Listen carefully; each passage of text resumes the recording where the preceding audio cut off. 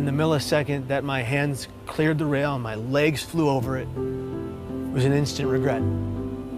The depression was wiped from my mind, and all I wanted to do was live, and I thought it's too late.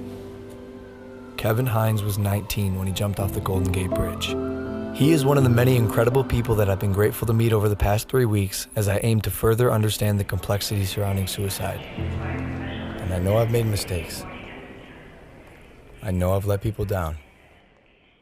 But what happens when you're given an opportunity to help make a difference in the world? The backlash against the social media star. Very popular guy called Logan Paul is in some hot water. He's a complete and utter insensitive idiot. Taking a break from daily vlogging. Even he says his latest content was his biggest mistake. I want to apologize to the victim and his family. It's time to learn from the past as they get better and grow as a human being. I'm here to have a hard conversation so that those who are suffering can have easier ones.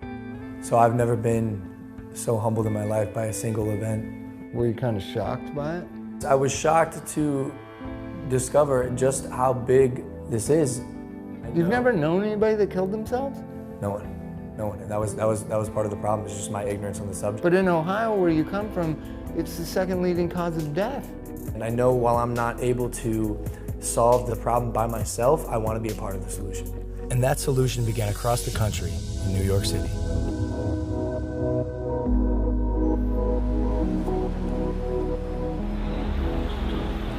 We sat down with Dr. John Draper, director of the National Suicide Prevention Lifeline.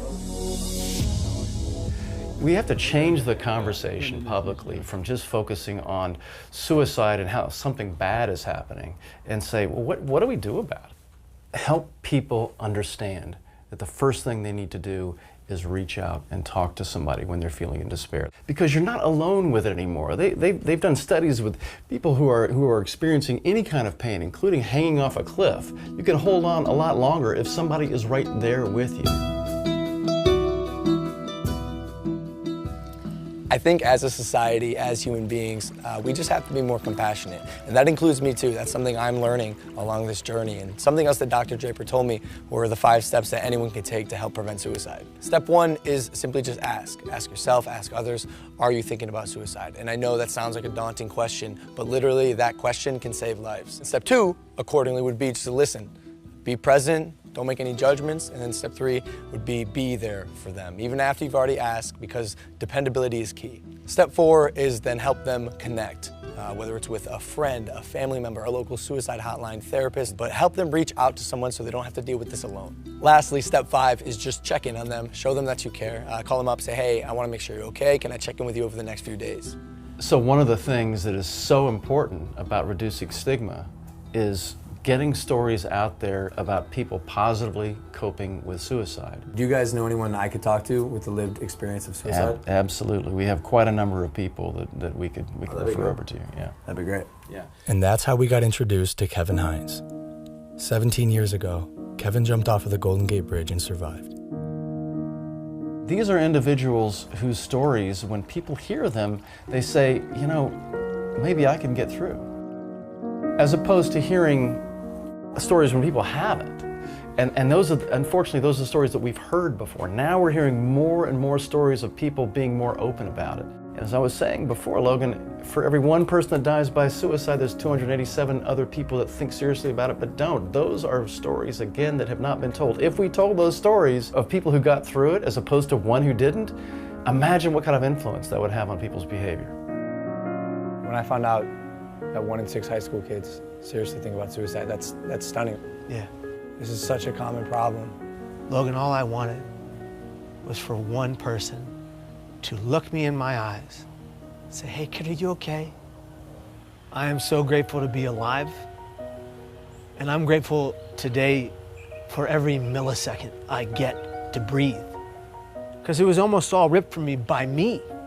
What's one thing you would have said to your younger self? To the Kevin who was 19, sitting on the bus, if you were next to you, and instead of the guy who pointed and laughed, what would you say? I would just put my hand on the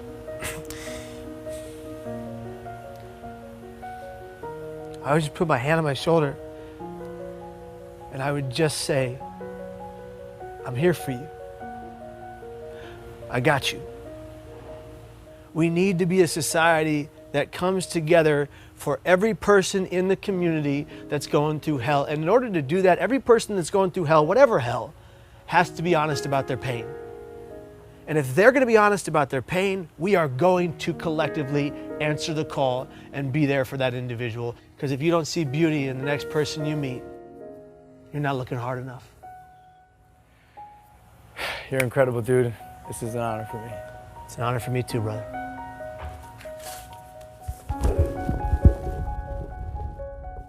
From this point on, I want to make an effort to contribute and immerse myself in the conversation, so I'm pledging to donate $1 million to various suicide prevention organizations, with the first $250,000 going immediately to the National Suicide Prevention Lifeline so they can increase their capacity to help those in need.